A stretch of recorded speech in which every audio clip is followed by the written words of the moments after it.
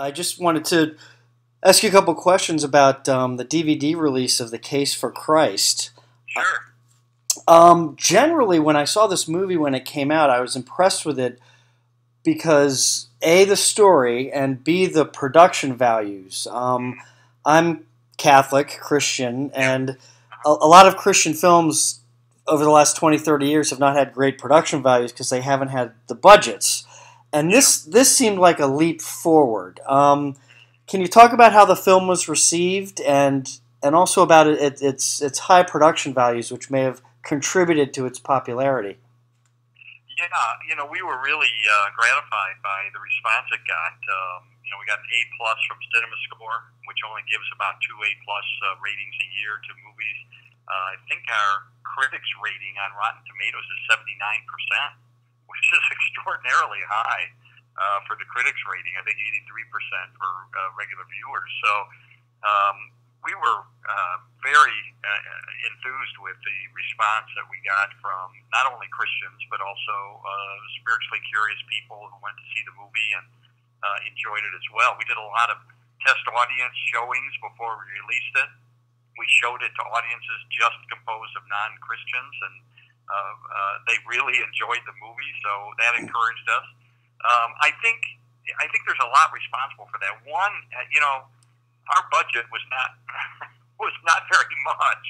I mean, this is probably under a $5 million movie, so it wasn't a matter of pouring a lot of money into it. It was really more the value at the onset to tell an honest story, to balance heart and head. In other words, to have the apologetics, evidential material in there for the resurrection, but to balance that with the story of a marriage and a father-son relationship and the case uncovered for the Chicago Tribune of the person framed for shooting a police officer.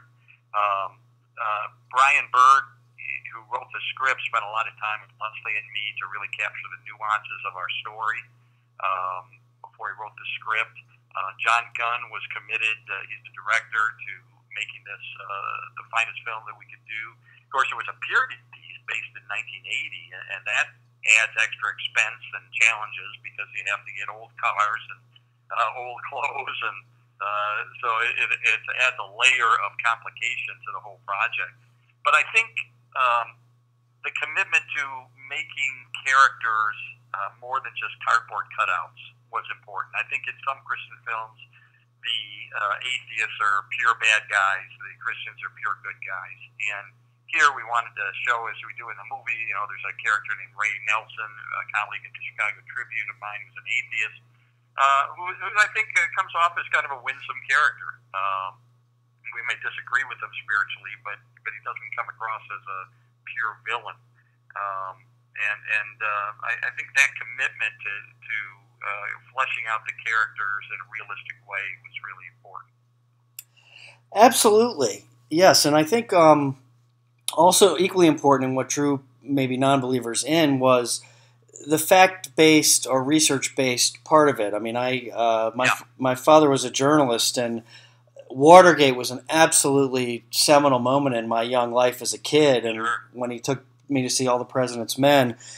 And what I think was so strong about The Case for Christ is, I hate to say it, but, I'm Catholic, and sometimes there can be not an anti-intellectualism in certain denominations of Christianity, but let me put it this way, a belief that's very pure and not as skeptical as some other denominations. And I think the fact that this was depicted almost like a Watergate-type story in the sense that this guy was not shying away from anything, and he was doing his research.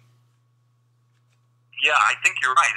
I think in a culture where we tend to have been dealing with the effects of postmodernism, and you have your truth and I have my truth, people these days are looking for something solid to build their lives on. And, Christianity, unlike other religions, challenges people to investigate it. It's an investigatable faith. The question of did Jesus live, did he die, and was he reliably encountered afterward are historical questions. Those can be investigated just as you can investigate any historical events. And the Apostle Paul in 1 Corinthians 15:17 says, if Christ has not been raised, your faith is futile. you're still in your sins. So in other words, if the resurrection of Jesus is not an actual historical event, you are fully justified in walking away from the faith. Well, that's a bold statement from a faith. You don't see that in other religions. And so, Christianity is unique, I think, in that it invites investigation. It is investigatable.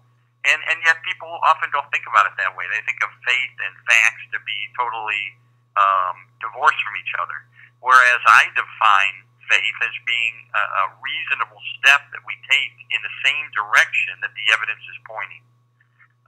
I think that's biblical. I think it's reasonable, and we do that every day of our life in 1,000 different ways. When we apply that to Christianity, personally, I found to stand up to scrutiny. Yes, absolutely.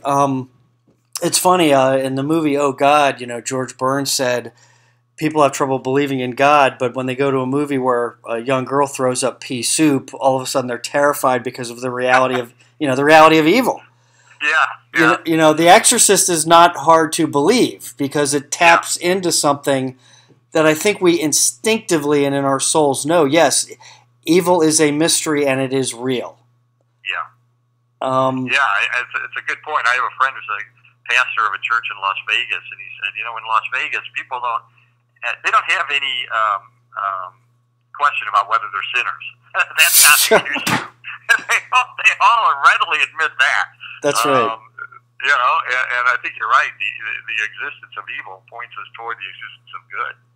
Right. Now, just a couple more questions because I appreciate your time. Sure. The DVD just came out. What can fans and viewers expect? Are there extras? How's the transfer? How do you feel about the DVD release? Yeah, we're excited about it. The Blu-ray has got a lot of extras on it. I'm not sure which edition. You got the DVD and the Blu-ray, which is saying that is the full extent of my technical knowledge. But there are extras in there, some interviews, behind-the-scenes things. But what I did, I was vacationing with my family and my grandkids up in Colorado when the DVD came out. And I got in the car and I drove over to Walmart and I bought 10 copies of the DVD. And just to give away. And, when Leslie and I go out to a meal, we talk to the server, get to know him, and at the end, like this guy the other day named David from Connecticut, he was a server at a restaurant we were at, and I said, you ever watch Parenthood? And he said, oh yeah. I said, Erica Christensen in that movie, or in that show, is in the movie playing my wife. And no kidding, yeah. Let me give you a copy of it. So we're using it evangelistically. We really, the gospel is in this film, and the evidence is in this film, and we really believe and have seen how God has used it to bring people to faith. There was a church in Australia that rented a movie theater and showed it, and 22 people came to faith right at that one showing. So we know that God can use it to bring people into His kingdom, and so we're, I mean, this is no exaggeration. I bought 200 copies from PureFlix of the DVD, and I'm literally sitting here in my office here, packaging them up and sending them to everybody I know. Not because it's about us, but because it's a story that people will engage in, they'll enjoy, but they'll also hear the gospel and see the evidence for the faith.